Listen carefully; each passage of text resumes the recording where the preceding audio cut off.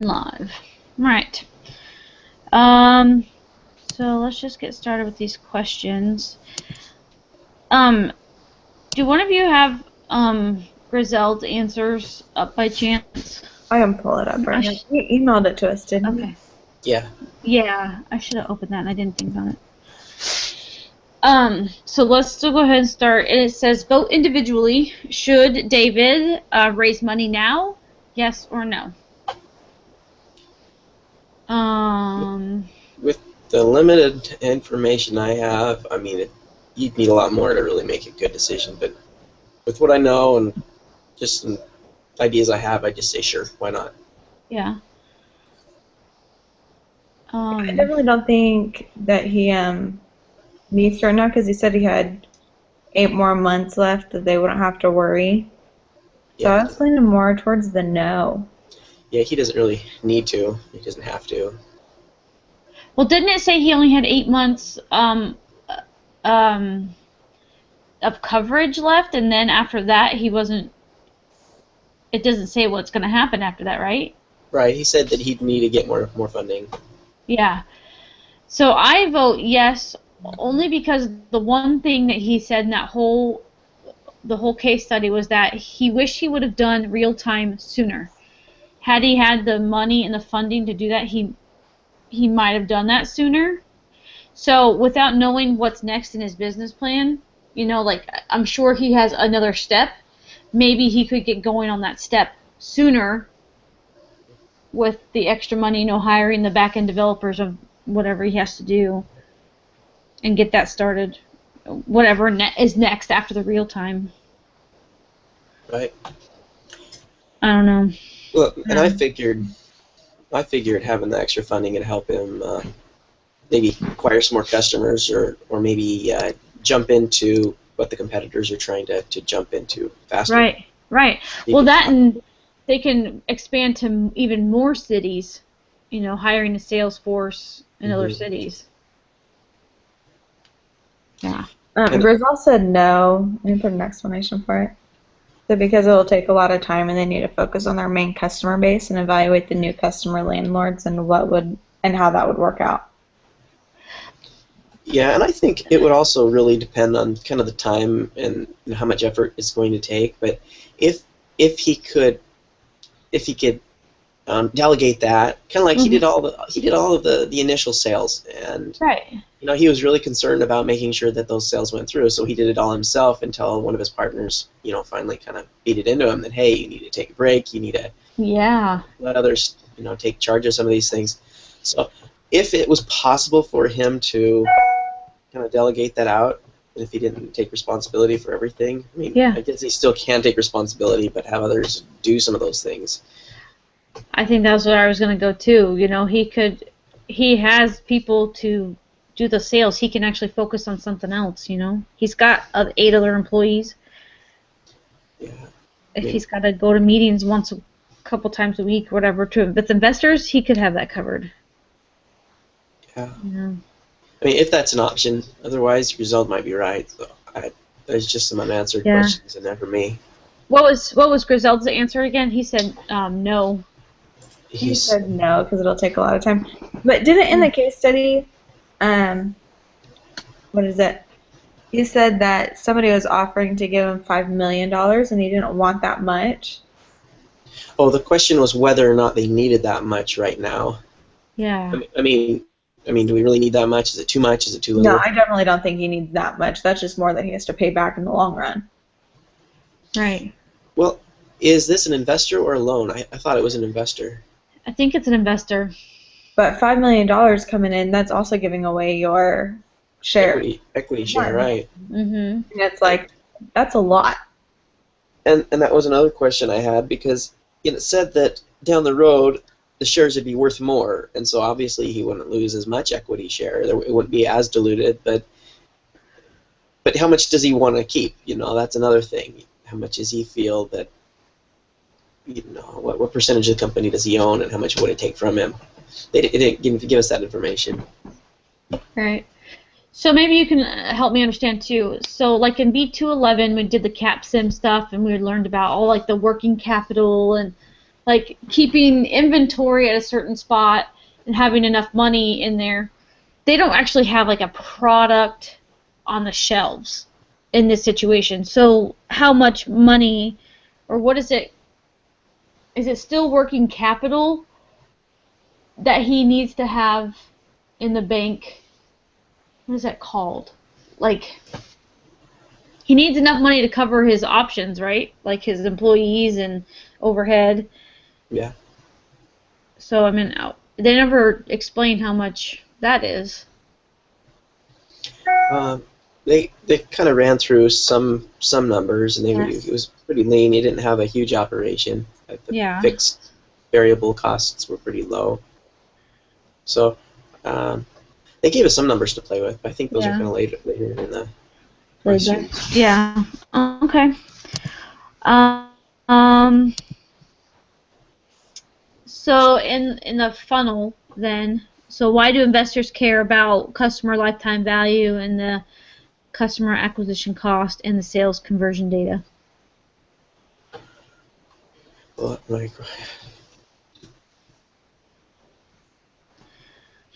I mean, I can understand that the investors want to know the sales conversion data because, I mean, if they have people out there selling, but more orders are coming in by word of mouth, then maybe they're paying salesmen too much or having too many salesmen. Well, they said they only had 3 salesmen, 2 senior, 1 junior. Right. I'm just maybe talking in general too. Well, it talked about senior salespeople and junior salespeople. So I think that they've picked up more salespeople since then, but I could be wrong. Right. I went online and I found a calculator, a lifetime customer calculator, and I put in the information that they gave us, and it, at the $440 average order value. And then in this calculator, it wanted to know the 3-year follow-up process or purchases, the gross margin percentage, and the referral factor. Yeah. When you look up cost, the value of a customer, there's different ways of doing it. CLV, and there's just. I just put in that the 440, the 75% gross margin, and I put in 1 referral, and it gave me a value of like $660 per customer. I got something a little different than that. I mean, this is just whatever I found on the internet and just using the information they gave us in the questions. Oops. How did you find yours? Are we on? What question are we on? Are we on? Oh, I don't know. I'm jumping around everywhere. Well, we could go over that. I just figure we might. I don't know. I guess it's just asking about. I guess the question was, why do the investors care about those things? Well, I've got down that they're key indicators that measure profitability. I mean, I'm not sure what. It's a technical way to put it. That's good. They show investors they're doing more than just developing a product. I think it helps them see that they're actually looking at the numbers. And this reminded me of the Steve Carpenter, the Cake financial case where he built that massive product. He was hoping it was the product where he wanted to integrate social media into the stock into stock market investing, and he ended up only making like $30,000 off of his customers. He ran out of money and he had to sell, and he didn't have any kind of plan as to customer lifetime value, something like that. I think the investors are surprised that people gave him that much money without having this in there, but. Anyway, it kind of shows investors you're looking at the big picture, I think. You're considering the product market fit. And then there were a couple of quotes I found online. It helps with budgeting, prioritization, different circumstances where health organization can be forecasted and improved. It's a strategic measure that may tell you how much you can and should reasonably spend on each customer to remain profitable. It can be one of the best indicators of your business's future profitability, and those are from There's some forum on American Express I got one of those from, and then there's another iScoop something .eu. So That's good. that's All kind of right. what I gathered. And I found some definitions, but I think you guys probably already understand what they are. Yeah. I think the next part's going to help me out more because this is where we're going to go. What is CLV of a Rentjuice customer? So you'll be asked to report this decision in the post-discussion poll. And then the assumptions. I guess I just don't know the formula. That's why I went online to try and find something, but it didn't exactly explain the formula to me. Well, it just said, how do you calculate it? So I guess there's multiple ways how to calculate this. Yeah, there are. Oh, I found a YouTube that kind of ran it presented how to do it with Excel. So I can send that your way if you want. Oh, yeah. Let me put that in the chat box. Cool. Oops. Wrong button.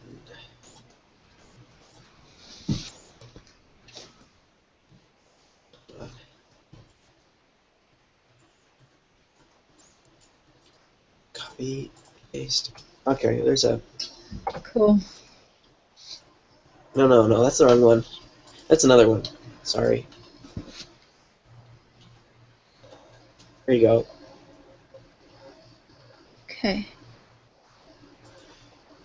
But then again, I was looking around, and there were a lot of different ideas on how to do it. The one that I just put in, it doesn't factor in like the number of referrals your customer might give. Mm-hmm. Which they never do tell that in the case study. Yeah, I Right. thought it did. Oh, did it? It did? It talked about referrals. And another website I found kind of talks. It also brings that up, kind of like you said you found something, Chelsea. Here's if you can see my screen, you can see that this is another formula where it includes the value of referrals. So. Gotcha. But is it talking about referrals? No, it didn't. I could have sworn it did. Referrals. Like it just wants the value. Let's see here. Viv reflected that this email changed my life. Kunal came with a strong referral. Yeah, it's the only place that says referral. Is that the only? That's the only referrals I can find in the case. And another thing I was thinking is it's just a business to business type of operation, and I don't know if a real estate guy is, if he found an excellent product, is he really going to want to share it with his other competitors? Right. Unless he's in a real estate department or in a certain practice with multiple guys and they're all Like brokers, you working think together, like brokerage firm or something. do they share that stuff either though? It might depend on how the brokerage firm is set up. I mean, certain brokerage firms have set ways for all of their employees or their people, their brokers to do certain things. They streamline it sometimes. So, but yeah, I don't know. It might not be a high referral type of product. Word of mouth. Word. Or that they put it in their marketing and sales strategy. It's on page 9.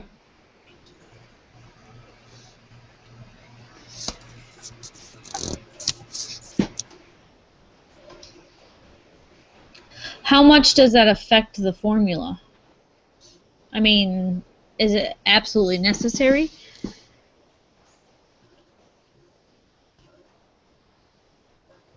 Starting in Boston, is playing a strong role with the product.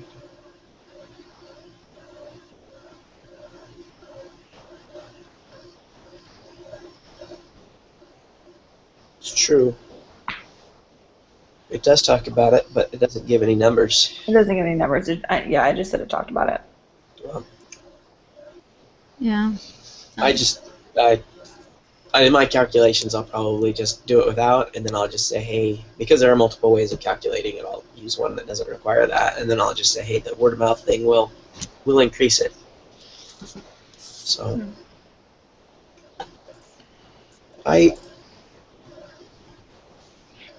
So I how do count you use this? What is the annual churn?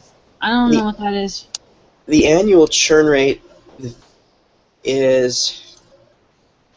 Okay, so it says in the case the churn is 38%. Yeah. So in the video that I just sent you, that would mean that the customer retention rate would need to be 62%. That's per year. So the churn is, I think that's 38% leaving every year. Oh, okay. Okay. That makes sense. Yeah.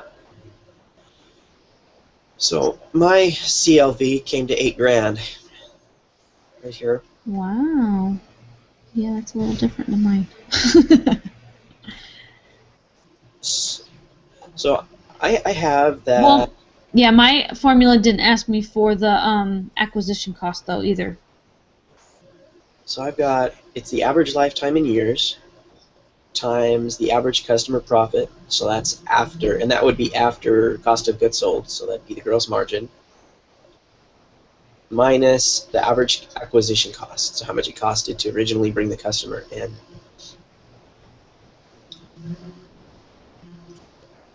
And the gross margin, see, they already gave us the churn rate, which is 38. Let's see here. They don't want the churn rate. They want the average lifetime in years.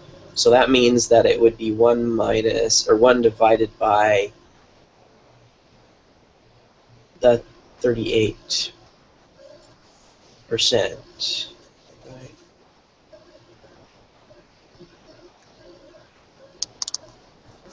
Yeah.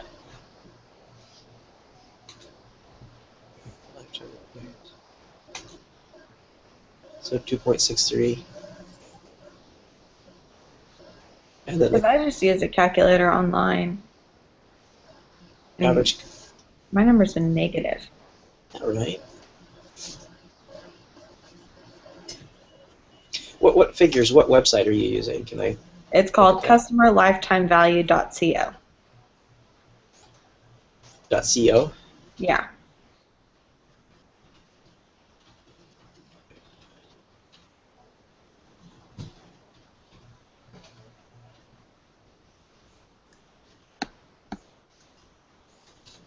.com. I just autopilot there. Okay. .co. .co. It's kind of weird. And that mainly just comes from the customer acquisition cost.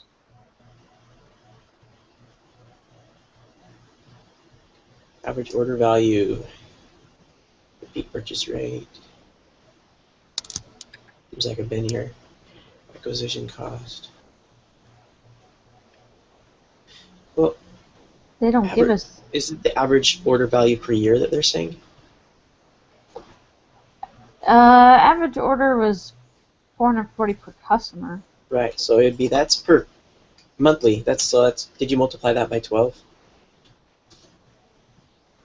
Annual churn, that's how many people are coming back after they use it.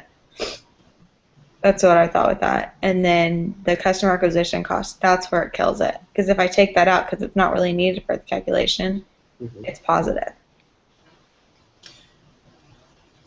Now, when you put in the average order value, is that, am I looking at the right? Can you see my screen?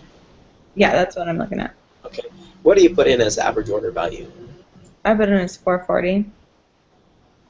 Okay. Because it's monthly revenue per customer. Is that what this calculator wants? Well, it says monthly revenue per customer. So average order value, they do them by monthly basis. Right, but does the calculator assume monthly? See, that's what I don't know. The calculator says over a specific time period. Oh, yeah. I was reading elsewhere that the customer lifetime value can sometimes be 3 years. You throw a number in, so. But you'd think lifetime would be as long as they're going to be there. repeat purchase rate. What did you put in as a repeat purchase rate? Well, so I had 38%, and then you said that the churn rate was how many people are leaving. So I put in 62%, and the customer acquisition cost, it's 2,300. So I got negative 1,142 and 11 cents. Well, if this was a yearly thing, then the monthly revenue per customer would be 440 times 12, and that's 5280. And that would give us a number of 0. What? Maybe they don't like the 62. Yeah, I just want the number. It's 11 grand. What? So put the 38 in there real quick. Well, that's the repeat purchase rate. That wouldn't be the churn. Churn is people leaving. 62, 16. Yeah, but customer acquisition cost, that's how much you spend to keep the customer. That's how much it costs you to get the customer, isn't it? And then keep it? Because you have to pay to... Oh, you know what? Another issue here is, okay, yeah, the monthly revenue per customer isn't necessarily what they're actually getting out of the customer, because there's a 75% gross margin. So that would mean that they're only making 75 cents on every dollar. So it would be 75 times 440 times 12. So 39.60, not 52.80. So customer acquisition cost, no, the average order, the value of the order, 39.60. But then do you need to move that 38 back to 62? Yes, thank you. 10,000. It's still different than my number. Put in 68. Yeah, put 62. Oh, okay. Thank you. Okay, that's the number that I have in my Excel spreadsheet, if you can see both of those numbers. Okay. Oh.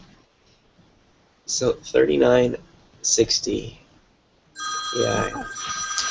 Sorry, I forgot to make my phone.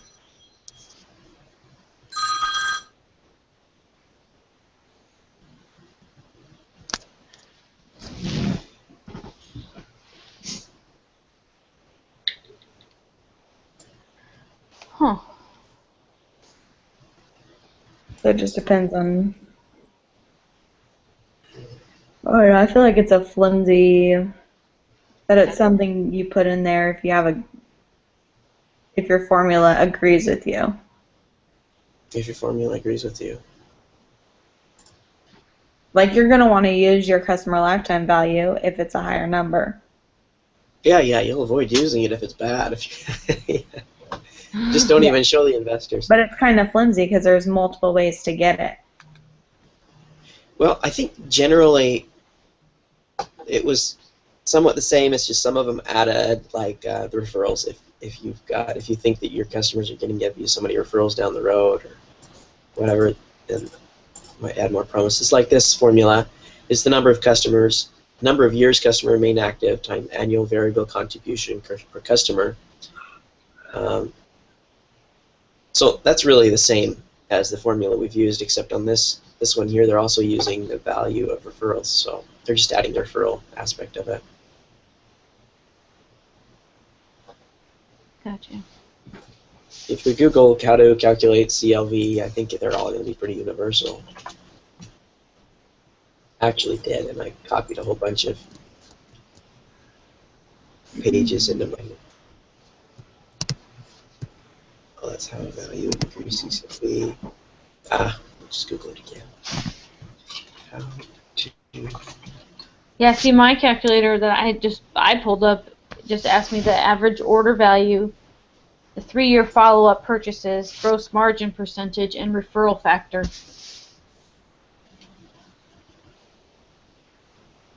And if you don't know the 3-year follow-up, it's gonna be wrong.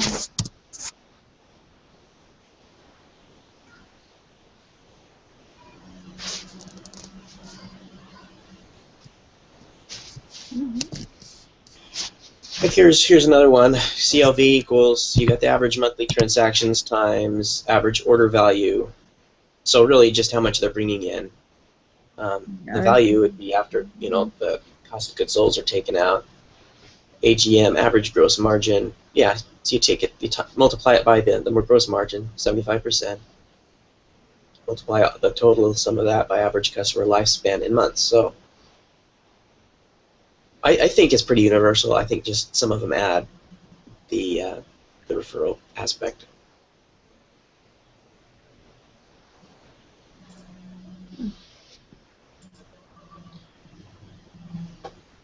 So we can assume that we're not using the referrals and that the 8121 is correct.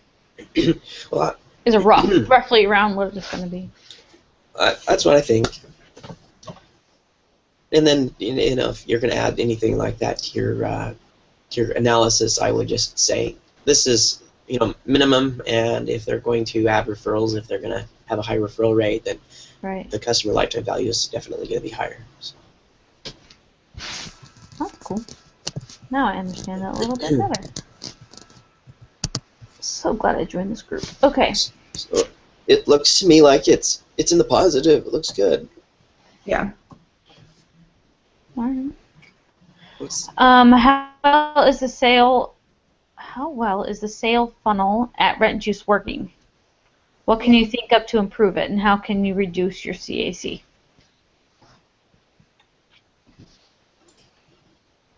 Well, they had a huge sales funnel. Let me find that. So is that talking like the sales process? Yeah, like on page 7, where he said, they had 100 qualified leads contacted via email or phone. There was 45 people that took the call. Resulted in 21 decision makers agreeing to even talk to them, which then 9 of them agreed to view the demo, and only 2 of them subscribed. So pretty much 2% of the people that they talked to agreed to the. Out of 100, yeah. Yeah. So I don't think it's working very well. I mean, it doesn't look like. I don't think those are very high. It doesn't. I mean, only 2 out of 100 actually sign. That seems pretty low. But then I think it also really depends on the industry and the product that you're selling. I mean, if you're selling a really high value, really expensive, something that if you've got, you might have a lot of people looking. It really, I think it just depends on your margins and. Right. I think that they need to tell us the sales funnel after he went to the subscription portion. Because remember, they were selling it outright, so every lead that was closed, it was $86 or $89 that they would get, but only if it closed. And then they went to a subscription process. That would be good to know. Another thing that would be really good is if they could get some kind of an industry comparison. If they could see what other competitors are doing and what their sales funnels look like, that would be valuable. Right, because if they take this same funnel from Boston, which is where they were, and they put it in, the different country or cities that they're talking about, like New York, Chicago, all the other cities, I wonder if it would do better or worse. I mean, if they have 2% in each of those cities, that's not a lot. No, but how many people are in the industry? Well, if you look at the exhibit, they have like the top 20 cities or something in there. I mean, the rental market's huge. Yeah, and a lot of people don't like switching how they're doing things. However, with this kind of a system, it doesn't matter who works for them. They can come in and learn this system. Oh, yeah. And so I think that it's a good, I don't know, it's a good system for training and keeping everything all nice and neat. Right. Well, and with it says with 100 qualified leads contacted by email or phone. I mean, if you're on the phone, right. You know, I don't talk to anybody. how many people can they call per hour? I mean, if they can. They said they were trying to call 80 people a day. 80 people a day, so they get a little less than like 90 or 80%, or 80. Yeah, you get one every. Okay. So you get about one. You probably get about 3 a week, 3 or 4 a week. I think per person, right? For a salesperson that's making phone calls. Yes, that's how it would be. So I think it really depends on the margin, and I think the real key indicator as to whether or not the sales funnel is working or not is the customer lifetime value, the customer acquisition cost compared to how much they're going to make off of that customer, and the gross margin, all that. If that number is in the positive, then I guess their sales funnel is working. But can they make it more effective? I guess that's the question. Yeah. Well, I mean, you can't really control the sales funnel. Well, you mean the number of people that they can get out of every 100 qualified contacts or emails? Well, the numbers in it, I mean, of course, that's how you're going to do, you're going to do things. You're going to contact them, you're going to talk to them, and then the decision, then the demo, and then who subscribed to it. The number, you can't really change. Yeah, but you can change the way that you approach it to get numbers. Yeah. They gotta change their wording or whatever it is they need to do to be better salesmen. Yeah, but in it they said they didn't even have whenever they got a salesperson, they didn't have a way. There wasn't a write-up of what they would say on the phone. That they would literally just cold call them where they don't have, and they just try to talk it. Yeah, that drives me crazy. Well, then maybe what they need to do is they need to figure out what is working. For every sale they make, what words did they use? Maybe they need to record the phone for conversations, and they need to write a dialogue. Maybe they need to hire better salespeople. But then that would cost more, and then their cost of goods sold would go up. So. Yeah, and do they want to have a call center for this on how they're going to get customers? I mean, a lot of people get frustrated by call centers. Mm-hmm. Or do they want to send out emails? Are they going to do ads? But they're trying to reduce the cost of acquisition. So how do they do that without paying more people? They're just going to have to train the ones they have better. It's really just going to depend on what works. Yeah, but that's going to, I mean, no matter what, you're going to have to put money into it. It all just depends on how much money you're willing to put in it and what the return rate on it all is. So that's where that $5 million comes in. Do they hire somebody who's who trains salesmen to come in and teach them that, or do they hire a call center? Well, even if they have a call center, the people in the call center are going to have to be trained on the product. Yeah. So, you mean like outsource it, have somebody else learn the product and sell it for them? Maybe. Yeah. Might have a little less control over it. I don't know.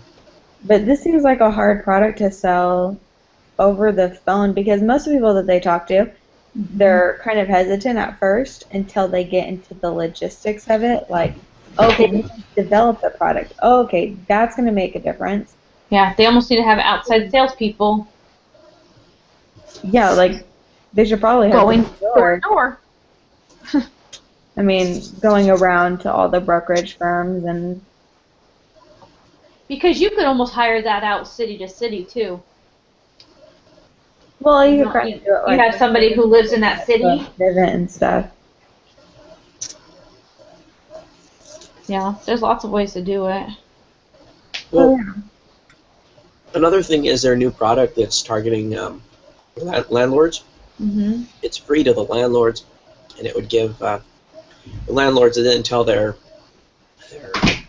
agents about it, and the So agents would have maybe to purchase the product. So that would create the landlords as salespersons for their company. so maybe they need to take that $5 million, some of that money, and put it towards advertising. Right. Or into getting their that new product out. Yeah. The right now product. Yeah. Didn't they have that all ready to go out though? Yeah, they said 2 weeks. So it was right to go out the door. Maybe they can use that $5 million to advertise that product to those people. Right. Well, because that goes into the next question too. How should Vivero respond to the new competition? So he's got this new competitor that's pushing him to get that stuff going, and so he needs to get his information out there and get some advertising to drown out that new competitor. Right. Yeah. The con to that though would be what we kind of talked about. That was the diluted equity with that money. Yeah. Another thing would be, how much time is it going to take, and they're going to have to train a whole bunch of people, and there's just going to be some growth involved there. It's going to.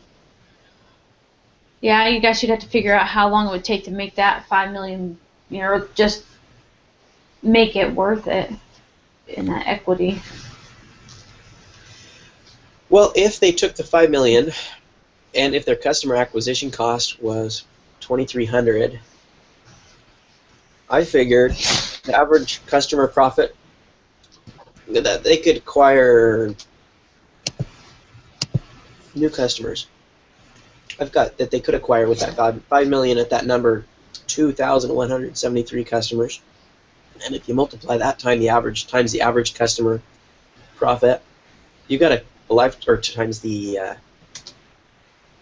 They could. I just figured that $5 million they could turn that into $17 million if it's linear.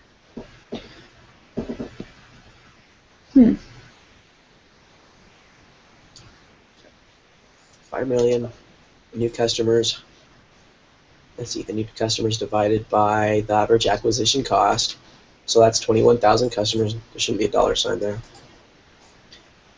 Average customer profit, that times.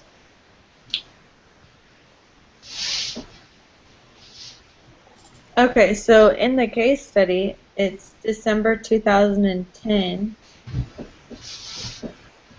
and I don't know, because I looking to see, is this a real company? Because some of them are, some of them aren't. Yeah, I think it is. Yeah, it is. It was actually acquired by Zillow. Yeah. So Zillow bought them out, and for like 40 million. Yeah, 40 million. And I know, dang. But Rentjuice actually bought their competitor from Boston.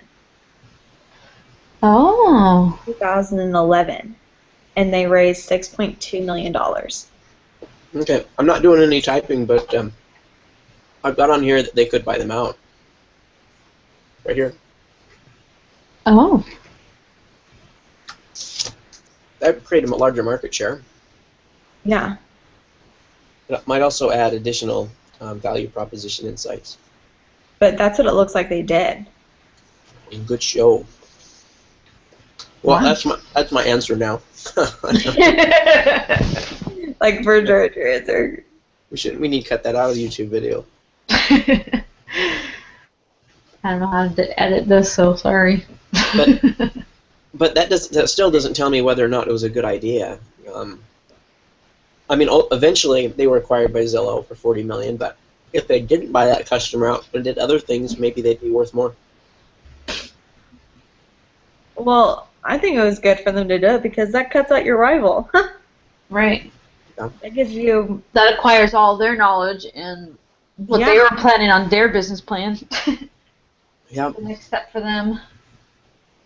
I mean, they'll be able to grow because they don't have a rival there. They don't have to worry about somebody else coming in and getting their market. And they've already got people who understand the product and the market, too, by doing that.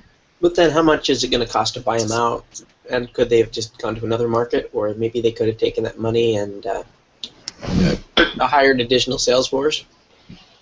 Maybe they could have overwhelm the market. That's true. I don't know. And do we even know it's that company? It might have been another company. Well, I thought it said that it was a Boston-based competitor. Okay. Yeah. In the case study, Yeah. and Kahoot is a Boston-based competitor. And he said he was one of the first ones to come up with this idea There you go. in the case, so I can only figure that it is. So they could take that $5 million and just buy out the competitor. Yeah, so they can pretty much just take everything they've come up with. That's worth the equity. Yeah. So that would also take some of the cons of that. It'd be the cost. They need to weigh that with their current product and determine if it was really worth their money and time. They've got time involved, a lot of time. They'd have to do due diligence and make sure that what they were buying was worth the investment. If you consider somebody a competitor, then they're obviously something Right. to think about. Unless they're talking themselves up and they don't really have a viable product. It seems like this is a viable product because I wanted to look up because my husband and I, we have a house that we're going to turn out, which that's a mess. And I was like, ew, we could just use this instead. Like, that's less work on me. Although I think this was more for like renters, wasn't it? Was everything.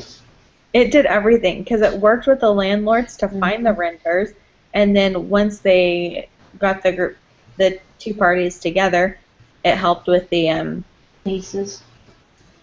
the lease agreement and or the rent agreement, just with the information that you plugged into. Oh, I thought you said you were selling your house, so you got a rental. No, we're not selling it, or we're gonna rent it. Oh, cool. Because we have 2 homes, so, but I don't know. Cool. The key is getting a good tenant. If you get a bad tenant, we were landlords for a little while, and yeah, you don't want to get a bad tenant. Yeah, and that's what I'm worried about. Make sure to do a thorough background checks and make sure that they're creditors. Oh, yeah, but like figuring out everything that we want to put into the agreement, it's already in there. I mean, it'd be a lot easier to look at all these agreements and be like, okay, this is the one I want, and just pick that one, rather than writing up your own. I don't know. We've got some options. But it looked like a nice option to use for landlords. Mm-hmm.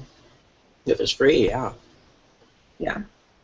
Yeah, is there a subscription to that now? Like, do you have to be as a landlord to subscribe to that? Well, that's the thing is, Rentjuice was acquired by Zillow. Yeah.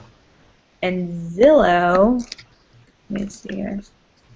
I don't know how they do I'm so it. confused. I was searching Rentjuice, and Zillow was the very first thing to pop up, and I was like, okay, what? I'm like, did they change the name? Oh. But they were acquired for $40 million.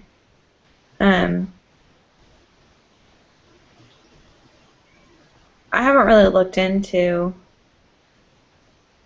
So not knowing this though, not knowing that Zillow bought them out eventually, what's our course of action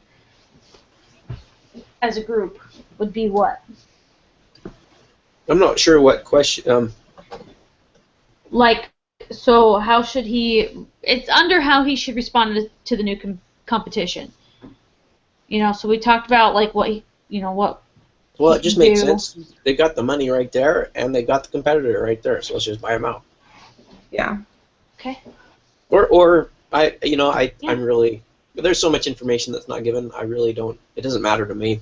I mean, we could take the money and we could increase the sales force exponentially and overwhelm the market before the competitor gets in there. So. But then they're always going to be there. That's always going to be somebody you're going to have to compete against. But then you could also. Right, if you just buy them out, then. See, and I didn't even think of buying them out as an option. I didn't either. But then you might end up having other competitors come in. You can't always just buy them out. Somebody is Yeah, but eventually you'll going at to. least be twice as big now than the competitor. You kind of have a Right. So like yeah. we do know already. So then it helped them grow, and we became, and Rentjuice now became a competitor to Zillow, and Zillow's not gonna like that. They're gonna swoop in and buy them up. Mhm. Then you might deal with what's it called when they come after you for being a monopoly? Anyway. Oh. Oh, like they did with AT&T, and AT&T had to split up. Yeah, they've been going after Microsoft for some time. A lot of cases there. Hmm. So I think before they did that, I think they could consider it. I think that would be a good course of action to consider it, to look into it. Did Griseld have an answer on that? Oh, I keep forgetting about that. You should probably go through his. My email See, here. he really only answered the first. He answered the first question, and then he put what a customer lifetime value is. And he pulled different data from the case to use for that, but he didn't do any calculations. Okay. But What was numbers it? on there. That's fine. You know what date it was that he emailed that out? Yeah, on Saturday. Sunday. Sunday. So on the 26th at 7:39 p.m. There it is. Okay. Thank you.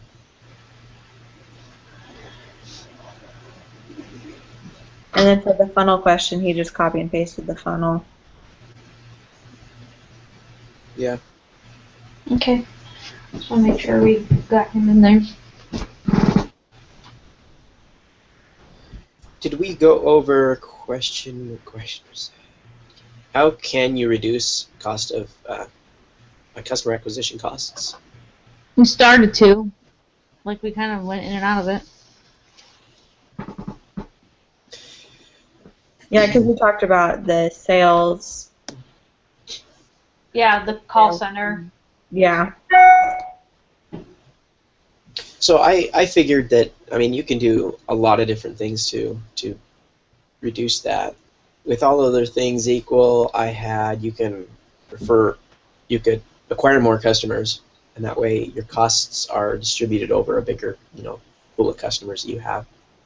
You could lower the cost of the product. That could be like a fixed variable cost of goods sold, or even administrative management expenses, or whatever that Yeah. is going to be. You can improve operational efficiency, which is the same as lowering the cost of the product. Yeah, didn't he say that he paid his guys really well? Yeah. Yeah, they're making 6 figures. Yeah. But you also have to figure that these guys might be really effective. If he gets lower rate salespeople, they might not bring in as many customers. So. They're still only bringing in 2%. Uh-huh. Yeah, but most of the time, whenever you go out with a new product, I did Beachbody for a little bit, and they said that for every 10 people that you talk to, you're probably only going to get one person to sign on, and that's if you're lucky. It depends. Yeah. So if they're telling you that, then it's probably even a lot less. Or maybe. Wait like 6 months and ask them again, and they're probably going to say, never take no as like the definite answer. They can always come back. Or they can always come to you and say, okay, now I want to try it. Yeah. It's like missionary work. I think they say you have to have so many, there's statistics on how many contacts somebody usually have with the church before they're baptized. Mhm. So it's like, my parents were like that. It took them. My dad grew up with people in the church, and it wasn't until he was after 25 that he actually joined. Yeah. And other things that I found online that suggested increasing or reducing CAC was to next sell, upsell, cross sell. So add more products to your pool, get your customers to buy additional related items. I don't know what they could sell with that, but with what they're already selling. But I think the targeting their new product kind of does that to some extent. Raise retention rates. Another thing would be customer satisfaction surveys. 38% per year seems pretty high. You know, maybe there's something wrong with their product. I think once they changed over to the subscription, because I don't think that these numbers are from their subscription part. I think that it's going to make a huge difference. Yeah, because they said that they had to do that because they didn't want to pay per. Mm-hmm. They can also have two programs if it's not too expensive. They could, you know, for big firms that are going to be running a lot of people through their databases, that might be making a lot of sales. They might rather have something that's a subscription based, whereas smaller firms, if you're an independent real estate guy, you might rather pay per person. Yeah. Whatever's cheaper. Yeah. Another one I was wondering was, were the salespeople incentivized per sale, or were they? I'm wondering if they were incentivized also for retaining their customers. Oh, it never did say that. Because they might be making lots of sales, but if they're not keeping their customers happy. Yeah. So if the salespeople have customers if the customers can continue to come back with their problems and issues and concerns or whatever to that salesperson, if they can develop that relationship, and if he's stuck with them, or at least if they could have another department over that aspect, somebody ought to be incentivized for retaining them. Right, if you keep a customer for so long, you get a bonus. Yeah. Every year, or based on revenues or something. Mm-hmm. That way they're not just, they're not dropping them. That is a good idea. So. Huh. That's a good way to do it, because it's better to pay a one-time fee than, continually paying salaries and stuff. Sometimes. Awesome. I know, Madison, you have to get going, don't you? Yeah, I'm just waiting. They're supposed to call me because I'm meeting with the advising office and I have to make an appointment. And so they call me. Gotcha. So as soon as my phone starts ringing, I'll go. I think I've got an appointment with them too at 10:45 Mountain Time. It's not for another 45 minutes. It said 10 a.m. Oh my gosh, I got the email yesterday, like after we decided to switch it, and it said 10 a.m. I did not see the Mountain Standard Time, and I was like, crap! Oh my god! I was like, again! I was like, wait a second. Let me figure this out. They must do those in mass or something, because I got an email just the other day too saying I had an appointment this morning. Did you call and get one did you want to get one scheduled, or? Yeah, like a week ago. Yeah, I called on Friday and they said it'll take 2 days for us to it'll take 2 days for us to get back to you, and I didn't get the email till yesterday. And they're like, all of our appointments are full till Wednesday, and I was like, well, I can do whenever. Yeah. It's like I just can't do Monday mornings. Awesome. And I totally spaced on our group meetings. I was like, seriously, Maddie, come on.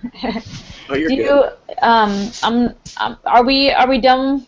I think we Yeah, went through all the questions. Did we? I'm gonna stop. Let's just check Grizel's real quick, just to make sure that his information is stamped in here, so the teacher knows he's participating. Okay. Did we? Unless you're sure we covered everything, Madison.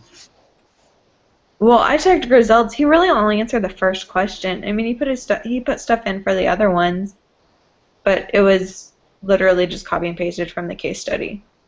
I mean, it's hard to answer these questions without speaking about them. Yeah. Yeah. See, $89 for each rental application processed. I wonder why he put that. Revenues averaged $1,500 per month. I'm just trying to breeze through what he's got here. We earned very little revenue during 6 months. Okay, so he copy and pasted that. Yeah, I see what you're saying. Oh, he defines customer lifetime value metrics. Yeah. That's kind of what we already, kind of the same as what we came up with. And just so you know, to the pre-quiz, the pre-discussion. I don't know if you guys did that yet, but it does that 50% again. All right. You know, the teacher never changed my grade on that. He didn't mind either yet. He said that there was a glitch and they were going to fix it, but he didn't fix it yet. Okay. Well, as long as it happens before the end of the semester. Yeah. Okay. Wait a second. For the customer lifetime value, what was the value that we decided on? Because it asks for. I'm like looking through everything. It says you'll be asked to report your decision in the post-discussion poll. I think we stick with that 812105. We can go over these numbers again if you guys want to do that. Well, what was the numbers? Oh, they're calling. Okay. We can. But it was 8121. Yeah, 812105. Okay. But we can. Good. Okay. Bye, Madison. Bye. All right, bye. I was gonna say, I mean, if you guys wanted to be sure about this, we don't have to answer that question now. No, I do think that I mean, you explained it very well. I think that that's right, because my calculator that I just found, and honestly I just found it like right before we started this, I don't think it asked enough questions, so I was going to go through and find another one anyway. Mm-hmm. But I think that's well, you know, I'd rather very us close. be safe than sorry. Yeah, but you went through the other calculator too, and we got the same number. Right.